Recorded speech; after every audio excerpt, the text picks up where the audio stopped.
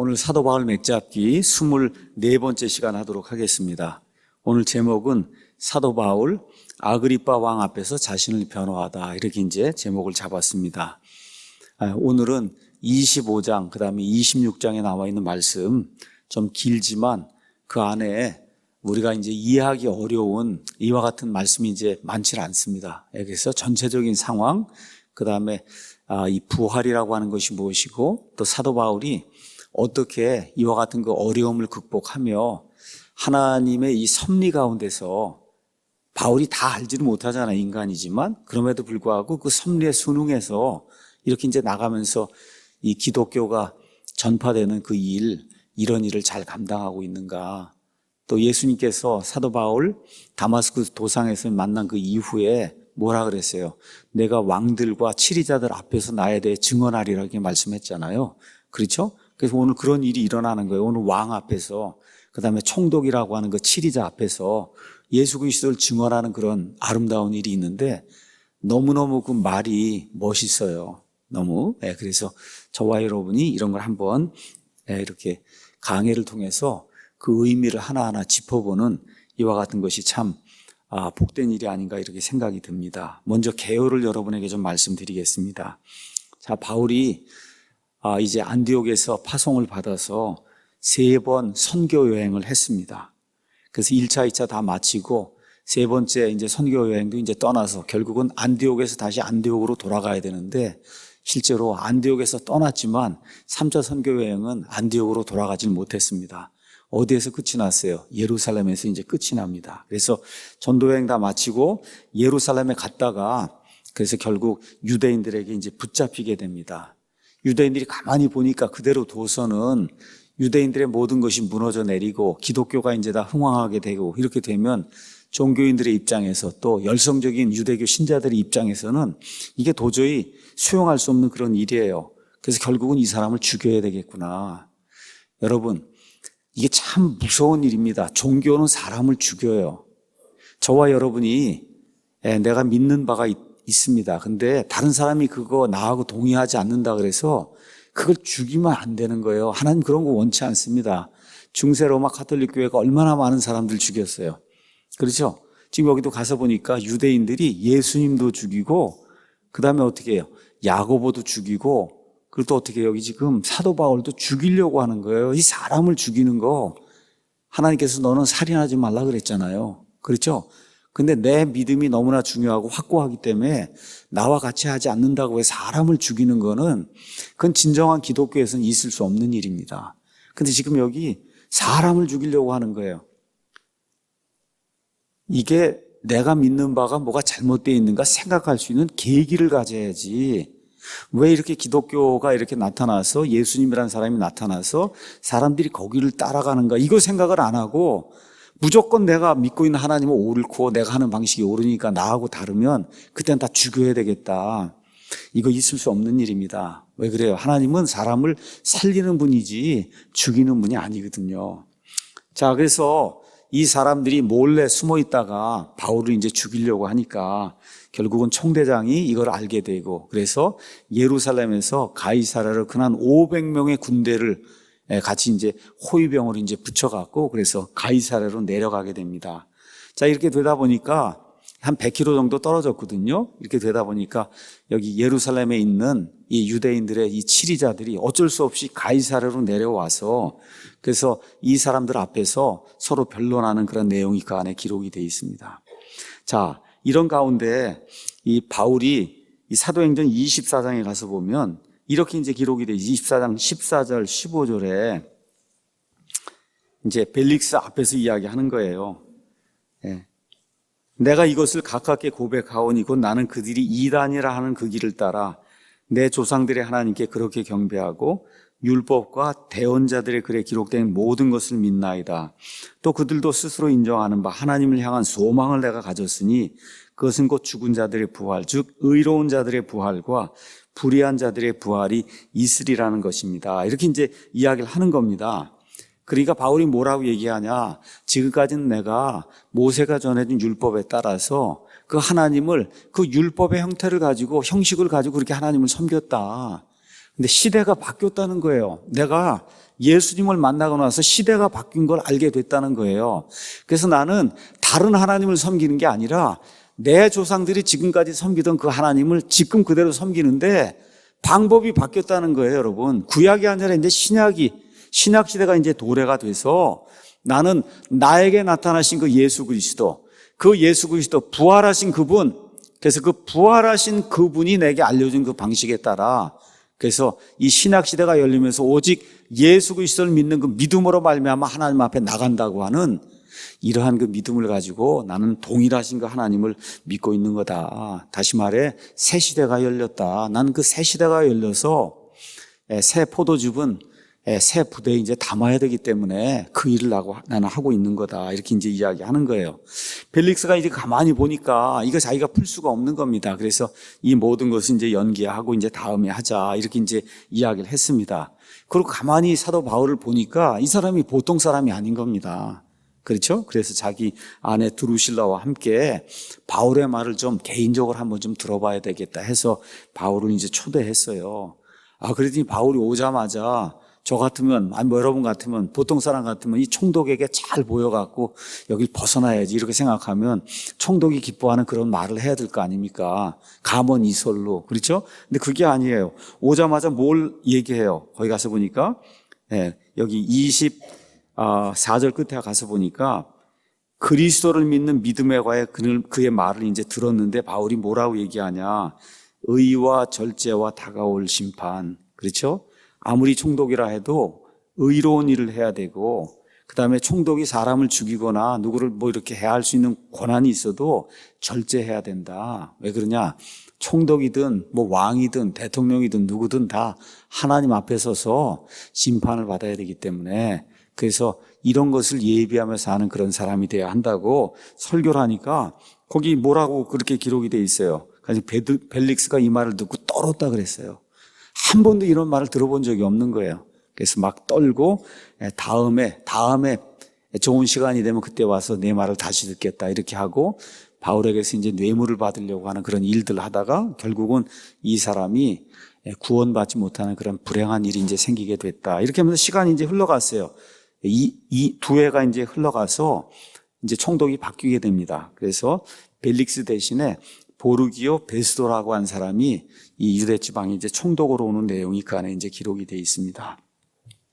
자, 오늘 이제 25장, 26장을 이제 강해를 하면서 결국은 이제 로마로 가게 되는데 자유인의 몸으로 가는 게 아니라 죄수의 몸으로 로마에 가게 되는 사도 바울의 행적을 우리가 이제 살펴보려고 합니다. 그 로마로 가기 전에 최종적으로 무언가 죄목을 적어야 되기 때문에 그래서 이 새로 부임한 베스도 총독이 아그리빠라고 하는 그 왕 앞에서 바울이 이제 증언하도록 하고 그렇게 하면 무언가 죄목을 쓸 수 있으니까 그래서 바울이 아그리빠 왕 앞에서 자신을 변호하는 그런 내용을 우리가 이제 살펴보려고 합니다. 제가 지난번에 이야기한 것처럼 21장부터 28장 사도행전 21장부터 28장은 사도 바울의 인생에서 어느 면에서 가장 어려운 때의 이야기를 담고 있어요. 물론 나중에 로마에 갔다가 참소형을 당하는 그 시점도 굉장히 어려운 시점이지만 그 시점에 대해서는 길게 이렇게 행적이 기록되어 있지 않습니다. 그런데 지금 여기 21장부터 28장에는 그 바울이 그 예루살렘에서 유대인들에게 붙잡혀서 로마로 가서 이 배를 타고 가면서 그냥 고생하는 그런 모든 게 아주 낱낱이 고스란히 그 안에 담겨 있어요. 그러니까 바울의 인생에서 아니면 우리 이 삶을 살아가는 그리스도의 인생에서 가장 어려운 때의 이야기가 이 안에 담겨 있는 거예요. 그래서 이거를 잘 이해해야 저와 여러분이 인생에 큰 교훈을 받을 수가 있다. 이런 생각을 가지고 특별히 바울이 왜 이렇게 어려움을 당했냐.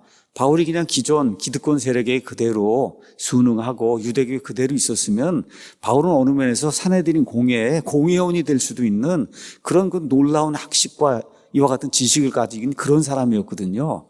예수님을 만난 이후에 어떤 일을 하게 된 거예요? 새 시대를 열라고 하는 예수님의 명령에 순종하다 보니까 겪지 않아도 될 그와 같은 그 아픔을 겪는 거잖아요. 그렇죠? 이런 차원에서 저와 여러분이 우리 사랑침례교회, 그렇죠? 저와 여러 모든 성도들이 새 시대를 열려고 하는 그런 마음으로 어찌됐든 여기 사랑침례교회에 오신 거잖아요. 맞습니까, 여러분? 새 시대. 하나님이 주신 이 신약교회, 그렇죠? 하나님이 보존해 주신 이와 같은 그 성경, 올바른 교회, 올바른 믿음, 올바른 교리, 그렇잖아요? 올바른 교육, 이런 모든 것들, 심지어 애국하는 것까지도 다 이게 기독교인들이 해야 될 그런 올바른 가치라고 하는 거를 우리 한국에 있는 많은 성도들, 또 믿지 않은 분들에게까지 알리는 그런 일을 하려고 여기 사랑침례교회 모인 거 맞습니까? 예, 그렇죠. 이러다 보니까 바울에게 닥쳤던 그와 같은 고통과 어려움이 우리에게 닥치는 거, 이게 어느 면에서 당연한 거라는 거예요. 그렇죠? 당연한 거예요. 자, 그럼 이거를 우리가 어떻게 지혜롭게 이거를 이기고 나갈 수 있는가? 이런 내용이 바울에게도 굉장히 고통스러운 그런 일이었을 거예요. 이런 거 당하는데 누가 기뻐하고 난 너무 즐겁다 그러고 이렇게 할 사람이 어디가 있어요? 너무 힘든 겁니다. 자, 이런 가운데 하나님을 의지하고 사람이기 때문에 바울이 하나님의 모든 섭리를 알지 못했어요. 어떤 일이 일어날지 몰랐어요. 다만 하나님이 우리와 함께 하신다는 그 생각을 가지고 하나님의 이 섭리에 내가 순응하는 그런 삶을 살되 지혜롭게, 그렇죠? 왕 앞에서도, 치리자 앞에서도 지혜롭게 증언하고 지혜롭게 설명하고, 그렇죠? 또 겸손하게 이런 모든 일들을 하는 그런 일들이 이 안에 이제 들어있잖아요. 우리 그리스도인들이, 특히 저와 우리 사랑침례교회 우리 성도들이 밖에서 어떤 핍박과 어려움이 있다 해도 이런 정신을 가지고 우리가 해야 된다. 이런 것들이 이 안에 들어있는 그런 교훈입니다. 여기 이제 베스도가 이제 등장을 하는데, 제가 지난번에 말씀드린 대로 벨릭스는 아주 나쁜 사람이었어요. 아주 나쁜 사람. 그래서 노예의 근성이나 노예의 이와 같은 그 심정을 가지고 그냥 사람들을 악랄하게 이렇게 치리하던 그런 사람, 이 사람이 이제 벨릭스였는데, 베스도는 가서 읽어보면 상당히 그래도 그 법치를 존중하고 법대로 해보려고 그러고, 그러면서 유대인들에게나 아니면 사도 바울에게나 공정한 재판을 열어주려고 노력하는 그런 모습이 이 안에 기록이 되어 있습니다. 자, 이제 본인이 로마에서 이제 보낸 유대인들의 그 총독이 돼서 이 땅에 왔는데, 지금 어떤 로마 시민이 지금 감옥에 갇혀 있는 거예요. 가서 보니까 무슨 죄목이 마땅치 않은 겁니다. 그러니까 부담이 되는 거예요. 이 로마 사람이 감옥에 갇혀 있는데 죄목이 뭔지도 모르고 지금 이 감옥에 갇혀 있으니 이게 나중에 더 승진하거나 하는 일에 이제 문제가 생기니까 이걸 풀어야 되겠다, 이런 생각을 하고 있는 그런 내용이 이제 이 안에 기록이 되어 있습니다. 자, 먼저 25장 1절에서 2절 가서 보겠습니다. 이제 베스도가 그 지방에 와서, 자, 어느 지방에 살다가 이제 유대 지방의 총독으로 부임을 해서 온 겁니다. 사흘이 지난 뒤에 가이사랴에서 예루살렘으로 올라가니, 가이사랴가 로마의 총독이 거하던 그런 집이 있던데요. 재판정이 있던데요. 거기서 이제 예루살렘으로 올라가니 이에 대제사장과 유대인들의 우두머리들이 그에게 바울을 고발하고 그에게 간청하며 길에 숨어 있다가 그를 죽이려고, 늘 하는 작전이 길에 숨어 있다가 죽이는 거, 그렇죠? 그래서 그가 그를 대적하는 일에 호의를 베풀대고 사람을 보내어 그를 예루살렘으로 좀 보내달라. 지금 가이사랴 총독의 이 감옥에 있는데 예루살렘으로 좀 보내달라고 이렇게 간청하는 내용이 그 안에 기록이 되어 있습니다. 자, 총독이 이제 부임을 했습니다. 그 뭐 거기서 얼마를 다스릴지 모르지만 그 지역 사람들하고 잘 지내야 되잖아요. 근데 유대인들에게는 아주 엄격한 종교가 있었잖아요. 유대교라고 하는 게. 그래서 그 유대교의 가장 큰 이 권력을 가진 사람이 대제사장, 그죠? 대제사장 포함해서 뭐 70명에서 72명의 사내들인 공회가 있으니까 먼저 이 사람들하고 잘 만나서 서로 잘해보자, 그렇죠? 이 얘기를 해야, 그래야 총독으로서 임무를 수행할 수 있으니까 먼저 온 데는 가이사랴예요. 배를 타고 이제 왔을 겁니다. 자, 그러고 나서는 사흘 뒤에 어디로 올라가요? 예루살렘으로 이제 올라가는 거예요. 자, 올라가서 이제 유대인들과 잘 지내자, 그렇게 얘기하니까 유대인들이 이제 기회가 됐다 생각을 하고, 이번 기회에 이 새로 부임한 총독은 아무것도 모르잖아요, 지금. 그렇죠? 이렇게 되니까 이번에 가이사랴에서 바울을 좀 예루살렘으로 올려 보내달라고 이렇게 간청을 하자, 길에 있다가 이 사람을 죽여야 되겠다, 이런 생각을 하고 이렇게 이야기했던 거예요. 자, 그 당시 아까 얘기했던 그 벨릭스라고 하는 그런 총독이 이제 살던 때에, 그때 대제사장은 요나단입니다. 근데 그 요나단이라는 사람을 그 벨릭스 총독이 음모를 꾸며갖고 죽여버린 거예요, 대제사장을. 아주 악랄한 그런 사람이에요. 그래서 제사장이 바뀌었어요. 제사장 이름이 뭐냐? 이슈마엘이라는 사람으로 이제 바뀌게 된 거예요. 유대인들은 대제사장이 바뀌든 총독이 바뀌든 오직 하나의 목표만 가지고 있는 거예요. 바울을 죽여야 되겠다. 바울, 그렇죠? 전염병 같은 자예요. 전염병 알죠? 막 퍼져나가면서 유대인들을 선동해서 그래서 그리스도인들을 만드는 이런 사람이라고 생각을 하고, 이 사람만 죽이면 일이 끝나니까 총독이 바뀌든 대제사장이 바뀌든 오직 바울 죽이는 거, 여기에만 이제 혈안이 돼 있는 겁니다. 자, 그런데 새로 부임한 베스도는 그 내용을 모르잖아요. 이제 금방 로마에서 이쪽으로 가라 그래서 지금 왔으니까 모르지 않습니까? 그러니까 이 사람이 모르니까 이 사람에게 이런 부탁을 해갖고 길에 숨어 있다가 바울을 죽여야 되겠구나, 그렇게 이제 생각을 하고 있었던 겁니다. 자, 그런데 바울은 이런 내용을 전혀 모르죠. 지금 가이사랴에 있으니까. 자, 그런데 바울이 한 가지 확신하고 있던 게 있어요. 그게 뭐냐면 사도행전 23장 11절에 주님께서 밤에 나타나셔서 하신 말씀이 있습니다. 뭐라고 바울에게 얘기하시냐? 바울의 옆에 서셔서 바울아, 기운을 내라. 내가 예루살렘에서 나에 대해 증언하였듯이 반드시 로마에서도 증언하여야 하리라. 이게 무슨 얘기예요? 예루살렘에서 내가 안 죽는구나. 여러분 아시죠? 바울이 아주 확신한 게 있었어요. 뭐 무슨 수를 써도 내가 예루살렘에서는 죽지 않는다, 이런 확신을 지금 가지고 있는 거예요. 나는 유대인들이 무슨 수를 쓰고 총독이 무슨 수를 써도 예루살렘에서 죽을 사람은 아니다, 이런 확신을 지금 가지고 있는 겁니다. 자, 공회 사람들이 이제 들고 일어나서 바울을 죽이려고 이제 하는 거예요. 근데 이제 베스도가 지혜롭게 이제 대답을 하죠. 뭐라고 대답을 해요? 가서 보니까 베스도가 응답하기를 바울을 가이사랴에 두어야 한다. 그 다음에 나도 또 거기로 곧 떠나야 한다. 그렇게 이야기하고는 너희 가운데 능력 있는 그런 사람들이 있으면 나와 함께 같이 예루살렘에서 가이사랴로 내려가서, 그래서 이 사람에게 무슨 사악한 거 나쁜 것이 있는지 그 사람은 이제 고소하게 해라. 이제 그렇게 이야기한 겁니다.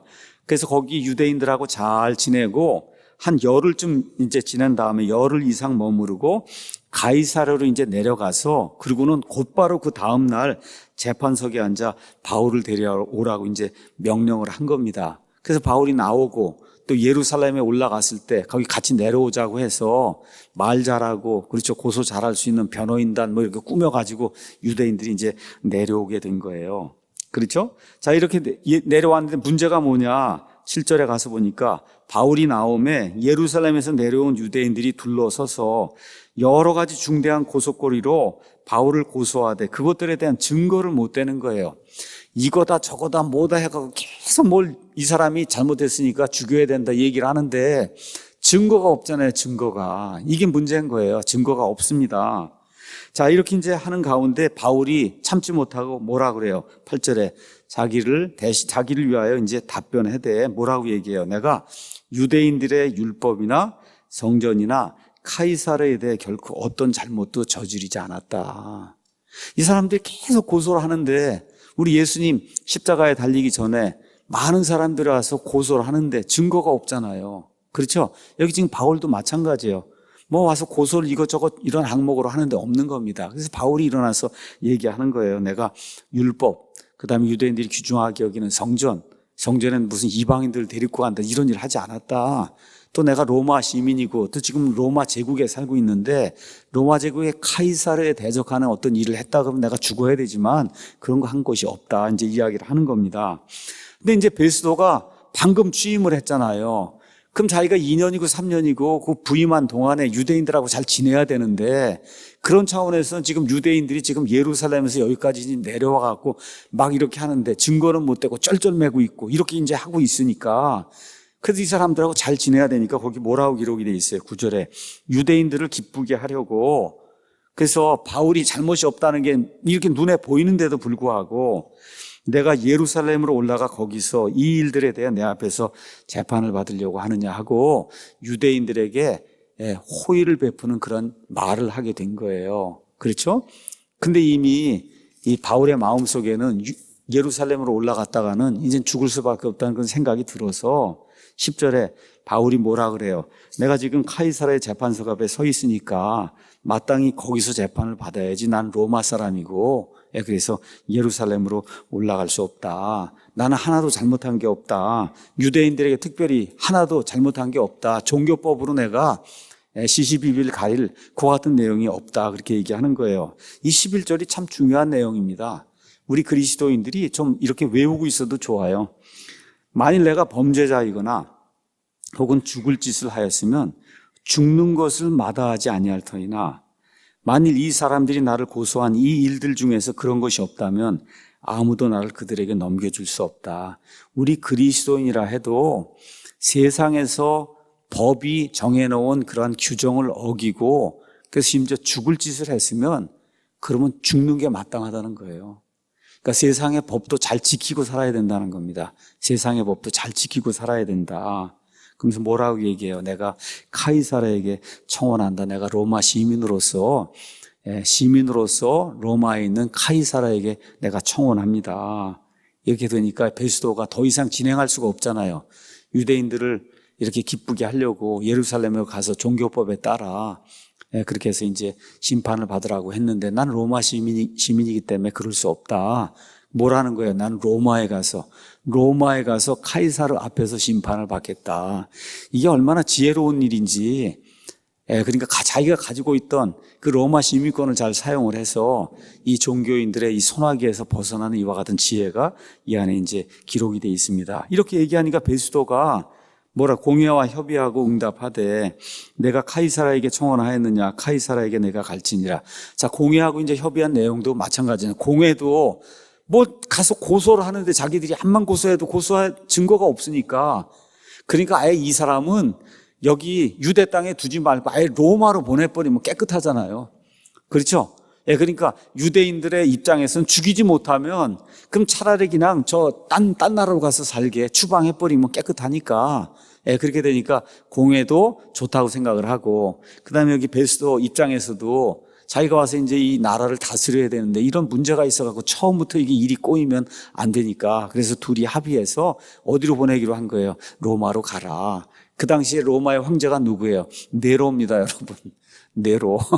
네로가 그 당시에 황제였는데 그 네로한테 가서 그럼 거기 가서 그 법정에 가서 내가 심판을 받으라고 그렇게 이제 이야기하는 내용이 그 안에 이제 기록이 되어 있습니다.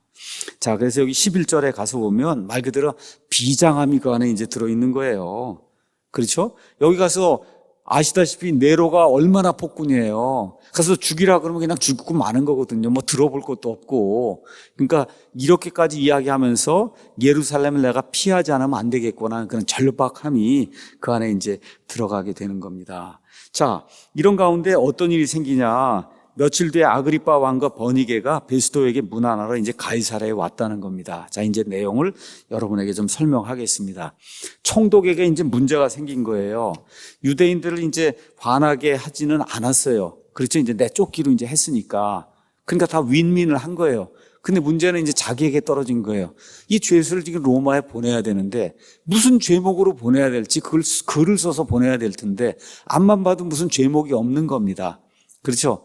이러던 참에 누가 나타났냐? 아그리빠 왕하고 버니게라는 사람이 총독이 이제 새로 왔다고 해서 그래서 이 총독을 한번 만나야 되겠다고 이렇게 돼서 아그리빠 왕이 이제 나타나게 된 겁니다. 자, 아그리빠하고 버니게가 누군지 여러분에게 잠깐 설명을 하도록 하겠습니다. 여기 나오는 아그리빠는 아그리빠 2세예요. 아그리빠 1세는 사도행전 12장에 나온 아그리빠입니다. 거기 나온 아그리빠. 자, 버니게는 누구냐? 여기 아그리빠 2세의 누이예요. 누이. 자, 이 사람들은 누구냐 하면 여러분 헤롯 대제 아시죠? 예수님 태어날 때 예수님을 죽이려고 했던 그 헤롯 대제. 헤롯 대제의 증손녀예요. 증손자. 알겠죠? 그러니까 이 대제가 있고 그 다음에 또 있고 여기 네 번째 이렇게 가는 게 이게 증손녀입니다. 자, 사도행전 12장에 보면 예수님의 제자 중 하나인 야고보를 죽인 헤롯이 나와요. 그 헤롯의 이름이 헤롯 아그리빠 1세입니다. 헤롯 아그리빠 1세. 자, 이렇게 되고 여기 나오는 그 아그리빠 2세는 이 헤롯 아그리빠 1세의 아들이에요. 그래서 헤롯 가문이 여기 헤롯 대제로부터 시작해서 여기 아그리빠 2세로 끝이 나는 거예요. 그러니까 성경에 여러 헤롯이 나오는데 마지막 헤롯이다. 여러분이 그렇게 이제 생각을 하면 됩니다. 로마에 가서 교육을 받았어요. 그래서 그 당시 황제의 이름이 클라우디우스였는데 그 클라우디우스 황제의 이제 보호를 받았어요. 아버지가 이제 죽었습니다. 아버지 아그리파 1세가 어떻게 죽었어요? 거기 가서 벌레가 먹었다 그랬잖아요. 그렇죠? 하나님께 드려야 될 그 영광을 본인이 차지하다가 그래서 촌충 같은 그런 그 벌레가 이렇게 먹어갖고 그래서 아그리파 1세가 이제 죽게 됩니다. 그래서 17살에 왕이 된 거예요. 아그리파 2세가 17살에. 그런데 자기 아버지 나라를 이어받은 게 아니라 자기 삼촌의 이름이 뭐냐면 칼시스예요. 칼시스 헤롯 이렇게 돼 있는데 칼시스 왕국을 이어받았어요. 이렇게 이제 시간이 지나는 가운데 주 53년경에 이 칼시스 황제를 떠나서 자기 아버지가 물려주려고 했던 그 왕국을 이제 차지하게 됩니다. 왕국을. 자, 버니게는 누구냐? 버니게는 온누이지간이라 그랬단 말이에요. 아그리파 2세하고. 이 버니게가 여자입니다, 여러분. 근데 아주 음녀예요, 아주 음녀. 이게 어떻게 됐냐면 처음에 자기 삼촌인 칼시스 황제의 정부가 된 거예요. 첩이 된 겁니다. 이게 있을 수 없는 일이잖아요. 조카인데. 그래서 삼촌하고 조카 관계인데 이 삼촌의 첩이 된 거예요. 그래서 결혼을 했어요. 그가 죽은 뒤에, 근데 삼촌이 죽으니까 어디에게로 왔냐. 자기 오라비 아그리빠에게 돌아와서 아그리빠와 같이 사는 거예요, 여러분. 남매가 같이 사는 거예요. 남매가. 그러니까 근친상간이 이제 되는 거죠. 이런 악한 일을 했는데 이게 사람들 보기 이상하잖아요. 둘이 계속 같이 나타나니까 이게 부부인데 그렇죠. 이게 온누이지간이란 말이에요. 그러니까 사람들의 눈이 있고 하니까 이걸 의심을 피하기 위해서 그래서 폴레몬 왕이라고 하는 길리기아의 그 왕이 있었어요. 그 왕하고 이제 다시 결혼을 합니다. 근데 이 관계가 이제 끝나요. 그때 또 누구에게 오는 거야? 아그리빠한테 또 오는 거예요. 이 여자가 자기 오라비한테. 이렇게 왔다가 이제 나중에는 이 오라비를 떠나서 여러분 AD 70년경에 이 예루살렘이 멸망당하죠. 그 멸망당할 때 그 로마의 장군이 누구예요? 티투스. 그 티투스가 나중에 카이사르가 되거든요. 그 아버지가 베시파시안. 이 두 사람이 정부가 된 거예요. 이 여자가. 그러니까 그 근처에 살던 그런 그 여러 왕들, 심지어 로마의 장군들, 이런 로마의 황제, 이런 사람들의 첩이 되고 정부가 돼갖고, 그래서 그냥 권력을 누리며 살던 그런 여인이 버니게예요. 그러니까 아그리빠하고 버니게가 온누이 관계인데, 이게 또 부부 관계이기도 하고, 하여튼 여러 가지 일이 꼬여있는 그런 악한 사람들이 여기 아그리빠 2세하고 버니게다. 이 사람들이, 아그리빠가 왕이니까, 저기 총독이 부임했다고 하니, 그러니까 가서 잘 해봐야 되겠다 생각을 하고 그를 만나러 이제 오게 된 겁니다. 자, 그래서 로마 정부는 예루살렘 성전에 대한 그 권한을 아그리빠 2세에게 이렇게 허락을 했어요. 자, 이렇게 되다 보니 아그리빠가 왕으로서 어떤 그 영예를 누리고 있는 이런 상황이었어요. 그러니까 로마 총독이 가서 왕이니까 어찌됐든 잘 해야 되겠다고 생각하고 서로 이렇게 인사를 나누는 그런 내용이 그 안에 기록이 되어 있습니다. 자, 그런데 베스도가 가만 보니까 이게 어떤 형사소송할 그런 내용이 아니에요. 가서 바울의 이야기를 들어보니 어떤 내용이에요? 종교에 관한 거잖아요. 문화에 관한 거예요. 근데 자기는 지금 로마에서 여기 부임해 왔는데 유대 사람들이 뭘 하고 있는지, 유대계가 뭔지 아무것도 모르지 않습니까? 그러니 뭐라고 적을 수가 없는 거예요. 근데 누가 온 거예요? 아그리빠가 온 거예요. 버니게하고 같이. 근데 아그리빠는 이미 오랫동안 여기 이 유대 땅에 살았기 때문에 그래서 유대인들의 그 종교와 유대인들이 행하는 풍습과 왜 이 바울을 향해서 이 사람들이 이렇게 이를 갈고 이게 달려드는가 이런 내용을 분명히 알 수 있을 거다. 이런 생각을 하고는 그리고 이 아그리빠에게 재판관이 돼서 한번 좀 들어보면 어떻겠느냐 하고 이제 제안한 내용이 그 안에 이제 기록이 되어 있습니다. 자, 그래서 아까 말씀드린 대로 이제 바울을 예루살렘으로 보내려 하다가 이게 안 되니까 그렇죠. 왜냐하면 그 피고인이 원치 않는다고 얘기하니까 이게 안 되는 겁니다. 자, 그래서 이 아그리빠가 나타나게 되니까 아그리빠가 권위도 있고 유대인들에 대한 그런 관례 이런 것도 잘 알고 이제 이렇게 되니까 아그리빠를 통해서 이 문제를 좀 풀어봐야 되겠다. 그 문제는 뭐예요? 죄목을 정하는 거. 뭐라고 죄목을 정해야 지금 보내야 될 테니까.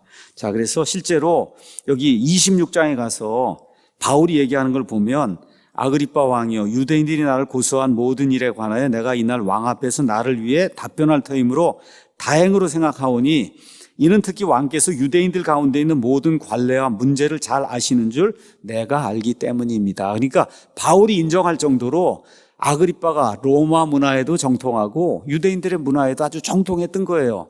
그러니까 이런 내용들을 알고는 아그리빠에게 이렇게 이야기를 해서 아그리빠가 이렇게 보는 가운데 이 사람들이 증언하게 하면, 이 사람이 증언하게 하면 그러면 죄목을 아주 가장 정확하게 이렇게 찾아내서 이걸 로마 황제에게 보낼 수 있겠구나 이렇게 생각을 하고, 그런 가운데 또 뭐라고 그래 아그리빠가, 나도 그 사람 말을 한번 좀 들어보고 싶다는 거예요. 아그리빠도 이미 잘 알고 있었잖아요. 그렇죠? 예수 그리스도에 대한 이야기, 자기 아버지가 그렇죠? 하나님의 영광을 취하다가 이 벌레들에서 먹히는 거 이런 것도 다 직접 자기가 알게 됐고, 이런 가운데 그리스도교인이라는 사람들이 생겨나서 그래서 온 세상에 그냥 막 퍼져나간다는 이런 얘기도 듣고, 그런데 지금 사람들을 통해서 들어보니까 소문이 뭐라고 나 있어요. 그 나사렛 종파의 주모자가 바로 바울이라는 거 아닙니까? 그런데 지금 여기 베스도를 만나러 왔는데 베스도가 당신이 한번 좀 신문하거나 이렇게 하면 어떻겠냐고 얘기하니까 너무 좋은 기회가 온 거예요. 한번 좀 들어보고 싶다는 겁니다. 직접 그 나사렛 종파의 주모자한테 이들이 믿는 게 뭐고 도대체 뭘 가지고 이 사람들이 그렇게 따지고 있는지 한번 직접 들어보는 게 제일 좋겠다 이렇게 생각하라고, 그러면 내가 직접 들어보겠다고 하고 이 사람을 데려오라고 이제 이야기한 겁니다. 자, 그래서 그 다음 날 아그리빠하고 이제 베니게가 23절에 보면 이제 나오게 됩니다. 23절에 아그리빠와 버니게가 크고 화려한 행로를 거느리고 그래서 많은 사람들과 이제 오게 되는 거죠. 한번 여러분 보세요. 바울이라는 사람이 얼마나 인간적인 면에서 별거 없는 사람이에요. 비천한 사람이잖아요. 그래서 천막 만드는 사람이에요. 근데 바울 하나 구출하기 위해서 500명 군대를 보내갖고 예루살렘에서 가이사르로 데리고 내려가잖아요. 지금 이 바울 하나를 신문하기 위해서 유대인들의 그 총독과 유대 땅을 다스리는 왕과 그 다음에 이 세상의 모든 부귀영화를 누렸던 그 버니게라는 여인과 함께 해서 그냥 지금 식으로 그냥 빵파로 뭐 해갖고 막 나팔을 불고 이렇게 하면서 이렇게 하고 지금 바울을 만나러 오는 겁니다, 여러분. 이게 바울이 의도하지 않았는데 하나님께서 이런 영광을 그 사람에게 지금 주고 있는 거예요. 자, 그래서 총독과 왕과 그 다음에 총독의 부하들과 이런 여러 귀족들이 모여있고 중요 인사들이 모여있는 가운데 바울이 증언을 시작하는 내용이 그 안에 이제 기록이 되어 있습니다. 아주 내용은 간단해요. 27절에 나오는 것처럼 죄수를 보내면서 그에 대한 범죄도 밝히지 아니하는 것이 내게는 합당치 않다. 이렇게 보내면 본인이 꾸중을 받잖아요.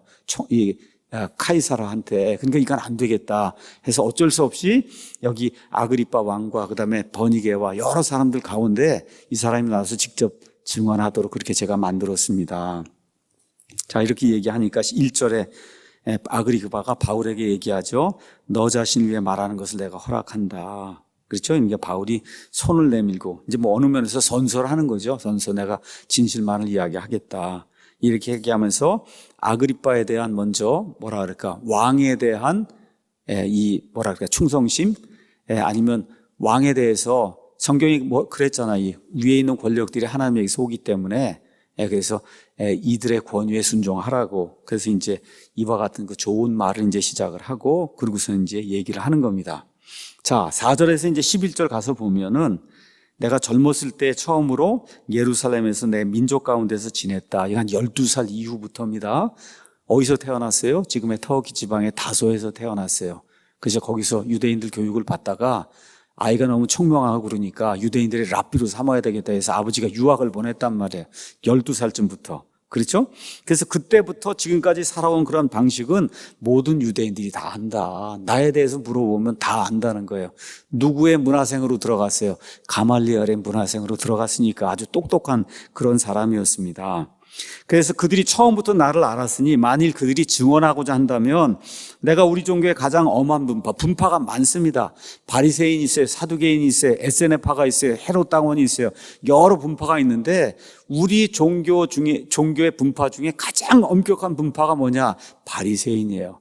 이 바리새인들이 율법을 그냥 600개 이상을 만들어서 해야 되는 거 하지 않아야 되는 거 이것만 지키면 그럼 하나님 앞에 의롭다고 생각하고 그 모든 법규들을 지키던 그런 사람들이에요. 그렇죠? 그럼 내가 그렇게 엄한 분파를 따라 살아서 율법에 있는 의에 대해 말하자면 나는 의로운 사람이라는 겁니다. 하나도 범한 게 없다. 이 정도 얘기할 정도로 내가 아주 엄격한 그와 같은 규례를 따라 살았다. 그런 얘기를 하고 있는 거예요. 그러니까 나는 유대교 정통파 사람이다. 히브리 전통을 중시한다. 중요한 말이 여기 7절에 나와 있습니다. 우리 12지파는 밤낮으로 끊임없이 하나님을 섬기며 이 소망에 이르기를 바라는데 아그리빠 왕이여, 이 소망으로 인해 내가 유대인들에게 고소를 당했다. 자, 여기 가서 보면 12지파란 말이 나옵니다. 여러분, 유대인들의 역사 아시죠? 사울이 왕국을 세우고 그 다음에 다윗이 왕이 되고 그 다음에 솔로몬이 왕이 되고 솔로몬 사후에 나라가 이제 둘로 갈리죠. 그렇죠? 밑에 있는 유다 왕국에는 유다 지파와 베냐민 지파가 있었고 저 위에 여로보암이 뛰어간 10개 지파, 그렇죠? 10개 지파가 이스라엘 왕조를 형성했어요. 이렇게 해서 이스라엘 왕조가 어떻게 해요? 계속해서 우상 숭배하다가 아시리아에서 멸망을 당해갖고 거기 있던 10지파를 다 다른 데로, 거기는 거의 다 모든 사람을 다른 나라로 옮기고 다른 나라에 있는 사람들 여기다 집어넣고 이렇게 해서 거기 있는 유대인들하고 해서 뭐가 생겨났어요? 사마리아인이라고 하는 혼혈된 사람들이 생겨났잖아요. 나중에 이제 바빌론에 의해서 유다 지파도 바빌론 포로 갔다가 유다 지파는 다시 돌아와요. 그러니까 유다 지파하고 베냐민 지파는 돌아온 거예요, 이쪽으로. 그럼 여기 남아있는 10지파가 있는 거 아닙니까? 그렇죠?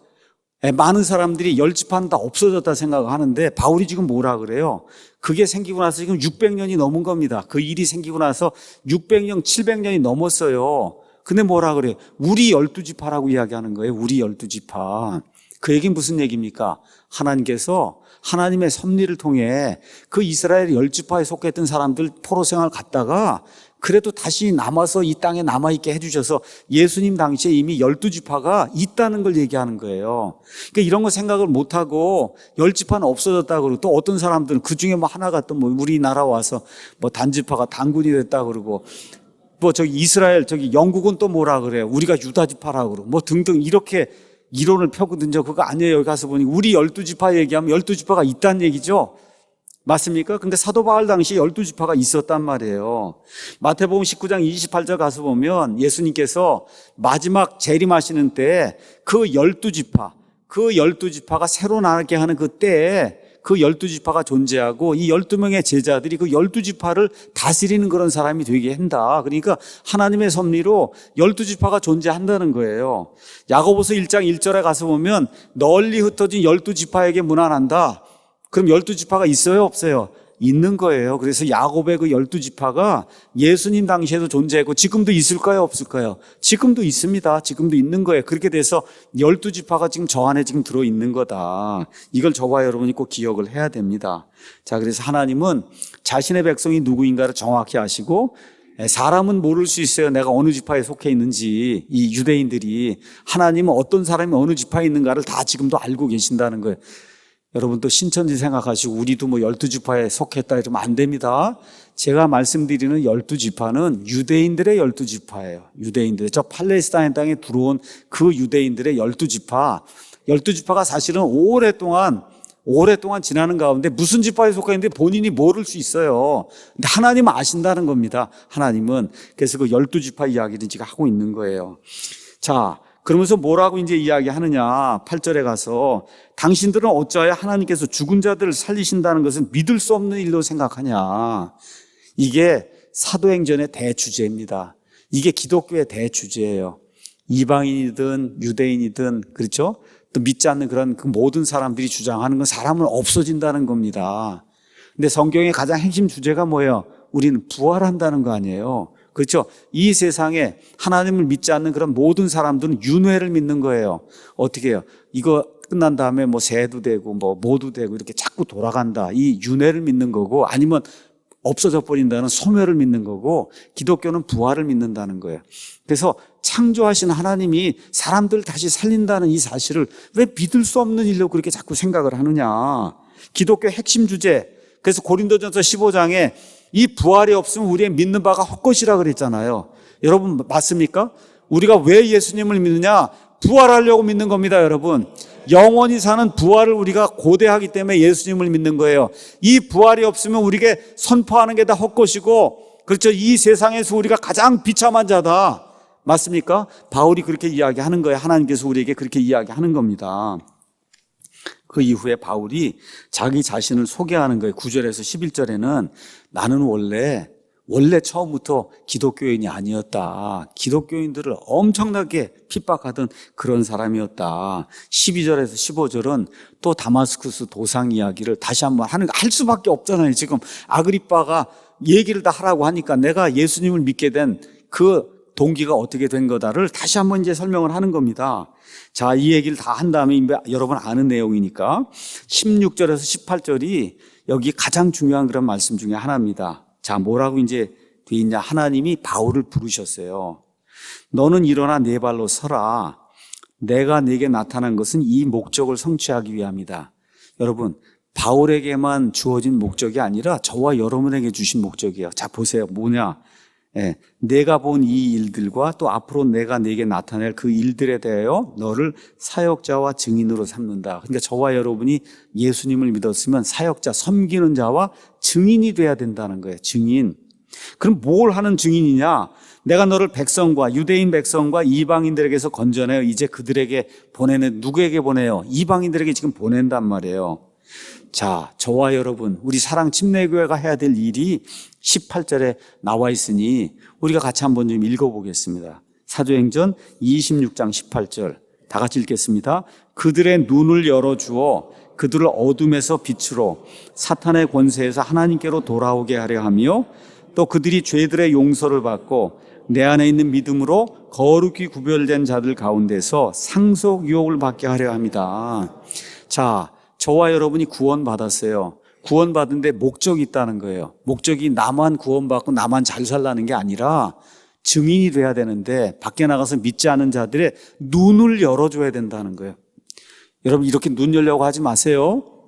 영의 눈을 마귀가 이렇게 블라인드를 쳐갖고 보지 못하게 만들어 놨단 말이에요. 고린도후서 4장에 있는 것처럼. 그래서 예수 그리스도의 존귀한 빛이 들어가지 못하도록 그렇게 만들어 놨다는 거예요. 이 눈을 열어줘서 이 세상에 태어난 모든 사람들이 사탄의 권세 아래 놓여 있다. 그죠? 이 사람들을 어디로 이끌어야 된다? 하나님께로 돌아오게 해야 된다. 그 얘기를 하는 거예요. 그래서 죄들의 용서를 받고, 그래서 결국은 하나님 안에서 상속 유혹을 받는 그런 사람들로 만드는 거. 이게 그리스도인의 책무라고 바울이 이야기 이제 하고 있는 겁니다. 그래서 그 말씀에 내가 순종을 해서 지금까지 20절에 나와 있는 것처럼 복음을 선포하고 이렇게 하다가 지금 잡혀서 죄인으로 갇혀 있습니다. 22절, 23절에는 근데 내가 지금까지 해온 일은 뭐냐? 하나님의 도우심을 받아 나는 이날까지 계속해서 작은 자와 큰 자에게 증언하며 오직 대언자들과 모세가 반드시 일어나리라고 말한 그것들만을 말한다. 나는 구약 성경에 기록된 그것만을 말한다는 거예요. 내 말 이야기하는 게 아니다. 그건 뭐예요? 그리스도께서 고난 받으실 것과 죽은 자들로부터 일어나야 할 첫사람이 되사 백성과 이방인들에게 빛을 보이시리라 하는 거. 그게 구약 성경의 핵심 주제라는 거. 그걸 내가 지난 20년이고 내가 구원받은 이후에 지금까지 계속해서 오직 그 말씀만 전하고 있습니다. 이렇게 이제 이야기한 겁니다. 그렇죠? 그랬더니 이제 반응이 나오는 거예요. 베스도가 뛰쳐나왔어요. 그죠? 24절에 이렇게 얘기하니까 베스도가 큰 소리를 지른 거예요. 뭐라 그래요? 내가 제정신이 아니다. 많은 학식이 너 그렇게 공부 많이 하고 가말리면 밑에서 공부하고 한 게 너를 미친 사람으로 만들었구나. 너 정신병자구나. 지금 그렇게 얘기하는 겁니다. 매드란 단어를 썼어요. 여러분, 우리 소가 미친 거 그게 광우병이잖아요. 그게 매드 카우 디지즈, 매드한 거거든요. 미쳤다는 거예요. 그렇게 이제 이야기를 하는 겁니다. 너 미쳤다. 너 정신이 올바른 상태가 아니다. 그랬더니 바울이 뭐라 그래요? 26절에, 25절에 베스도가 가 나는 미치지 아니하였으며 참된 말과 맑은 정신에 이 술 취하지 않은 상태에서 맑은 정신에 지금 말을 하고 있는 거다. 그렇게 이야기하는 겁니다. 그렇죠? 그러고 나서는 26절에 이제는 베스도 말고 누구에게 직접 이야기하는 거예요? 이제 아그리빠에게 이제 이야기하는 거예요. 왕께서는 이 일들에 대하여 아심으로 내가 왕 앞에서도 거리낌 없이 말하겠다. 내가 확신하는 바로는 이 일들 뭐예요? 예수님이 십자가에 죽으시고 묻히시고 부활하시고 그렇죠? 이렇게 해서 모든 사람들에게 전파가 됐던 그 일은 어디 뭐 베들레헴이나 예루살렘 어느 한 골목에서 이루어져 갖고 아무도 알지 못하는 그런 일이 아니라 온천한 모든 사람이 다 아는 일 아니냐. 그렇죠? 빌라도 그 이 유대 총독의 그 기록을 가서 봐라. 예수님이 어떻게 십자가에 못 박히는 이런 모든 이 다 그 안에 기록이 돼 있지 않냐. 모든 게 다 공개가 돼 있는 그런 일들을 얘기하고 있는 거, 그거 아그리빠 왕도 알지 못하느냐. 그렇게 얘기하는 거예요. 그러면서 뭐라 그래? 이제 아그리빠한테 여기 오랫동안 살면서 유대인들의 이 구약성경 읽어보지 않았습니까? 구약성경의 한 부분이 대언서인데 그 대언자들이 말하는 거 그걸 왕은 믿지 않느냐. 그리고 뭐라고 해요? 믿는 줄로 내가 압니다 하고 밀어붙인 거예요. 왕이 분명히 구약성경을 알고 구약성경의 대언서들의 글을 알고 그 글을 알면 그 안에 그리스도가 십자가에 못 박혔다가 다시 일어나서 부활하는 사람이 된다는 내용이 그 안에 기록이 돼 있다. 그렇게 얘기하니까 아그리빠가 뭐라고 얘기해요? 내가 나를 설득하여 거의 그리스도인이 되게 한다. 거의가 영어로 almost. 아시죠? 우리 중학교 가면 배우는 영어 단어가 almost Christian. 그래서 미국의 유명한 설교 제목이 almost Christian. 거의 그리스도인. 그런 설교가 많은 거예요. 이걸 사용해서. 여기 지금 이 아그리빠가 바울이라고 하는 최고의 설교자의 이 말을 듣고 그리고 뭐라 그래요? 거의 나를 설득해서 거의 그리스도인으로. 여러분 거의가 되면 안 되는 거예요. 거의가. 그래서 바울이 그 다음에 뭐라 그래요? 각하뿐 아니라 이 날 내 말을 듣는 모든 사람도 이렇게 결박당한 것을 빼고는 거의 나와 같이. 그 다음에 또 뭐라 그래요? 전적으로 나와 같기를 원합니다. 얼마나 멋있어요. 그렇죠? 정말 명문이에요, 명문. 이런 것들은 저와 여러분이 기억해야 될 그런 명문입니다. 자, 베스도가 왜 미쳤다고 그랬냐? 이거 들어보니까 너무 확실한 거예요. 그러니까 이걸 모면하기 위해서 너 미쳤다 그러고 그렇게 할 수밖에 없는 거예요. 너무 이 말이 확실하니까. 그렇죠. 그리고 지금 아그리빠는 뭐라 그래요? 너가 나를 설득해서, 그렇죠, 거의 그리스도인 만들려고 하는데 나는 안 넘어간다. 지금 그렇게 이제 이야기를 하는 겁니다. 그 결과가 뭐예요? 가서 가만히 들어보니 미친 사람 말이 아니잖아요. 그래서 어떻게 회의 중단, 그렇죠? 재판하는 거 중단하고 자기들끼리 다 몰려가서 다 이야기해보니 이 사람에게는 죽일 만한 사유가 없다 이거예요. 그러니까 아그리빠가 맨 마지막에 뭐라고 얘기해? 베스도한테 이 사람이 카이사라에게 청혼하지 않았더라면 그러면 이 자리에서 금방 석방될 수 있을 뻔했다라고 이야기하면서 이 심판 과정이 끝나는 내용이 그 안에 이제 기록이 되어 있습니다. 결론의 말씀 드리겠습니다. 여러분 이제 심판이 열렸어요. 베스도의 이 법정에서 판사가 누구냐? 베스도하고 아그리빠가 판사입니다. 맞죠? 그 다음에 죄수가 누구예요? 죄수가 바울이에요. 근데 이 재판이 끝날 때 둘이 바뀌었어요. 그렇죠? 누가 판사가 됐어요? 바울이 판사가 됐고, 그렇죠? 베스도하고 지금 아그리빠가 죄수가 된 거예요. 여러분 시작할 때는 아그리빠하고 베스도가 판사가 돼서 시작하고 바울이 죄수로 시작했는데 재판이 진행되면서 한 5분 10분 이렇게 지나가서 맨 끝에 가니까 바울이 심판자가 되고, 그렇죠? 이 아그리빠하고 베스도가 여기서 이제 죄를 심판받는 그런 죄인으로 이제 되는 거예요. 무슨 얘기를 하냐? 이 두 사람도 하나님의 빛을 받았습니다. 그 전에 있던 벨릭스도 하나님의 빛을 받았어요. 이 두 사람도 당대 최고의 설교자, 그렇죠? 하나님의 이 말씀을 선포하는 이 바울에게서 빛을 받았어요. 근데 어때요? 고의로 눈을 감아버렸어요. 미쳤다 그러고, 그렇죠? 나를 설득해서 그리스도인 만들려고 그러냐 그러고, 그리고 눈을 감아버렸어요. 벨릭스도 마찬가지예요. 의와 절제와 다가올 심판에 대해 얘기하니까 부들부들 떨면서도 절대로 믿지 않겠다. 그래서 빛을 가리게 되니까 어떤 일이 생겼어요? 영원토록, 그렇죠, 하나님을 떠나서 죽을 수밖에 없는 이와 같은 안타까운 일이 그들의 삶에 생기게 돼 있고, 아마 남아있는 삶 동안에 그때 그 일들이 양심을 무지무지 괴롭혔을 것이다. 바울과 그렇게 만나고 대면해갖고 바울의 그 말, 그 눈동자와 함께 그 말을 들었잖아요. 그게 그냥 마음속에 계속 남아있는 거예요. 죽을 때까지. 그렇죠? 그런 그 양심의 고통을 죽을 때까지 당하면서도 아마 믿지 않았을 겁니다. 자, 그래서 오늘 이제 말씀을 정리를 하면 21장부터 28장은 사도 바울의 삶 속에서 가장 극심한 고난을 당하던 때, 이런 극심한 고난을 당하는 때에도 하나님의 약속이 있잖아요. 지켜주시겠다는 그 약속, 그걸 믿으면서 지혜롭게 왕 앞에서, 치리자들 앞에서 지혜롭게 대답을 하고 하나님의 말씀을 증언하고, 그렇죠? 이런 것들을 통해서 결국은 로마로 가게 됩니다. 그게 하나님의 뜻이니까. 그렇죠? 이런 것들을 보면서 지혜롭게 우리가 살아야 되겠구나. 심지어 재판정에 가서도 상황이 뒤바뀌어서 내가 오히려 판사가 되는 그런 일을 하나님이 만들어 주시는구나.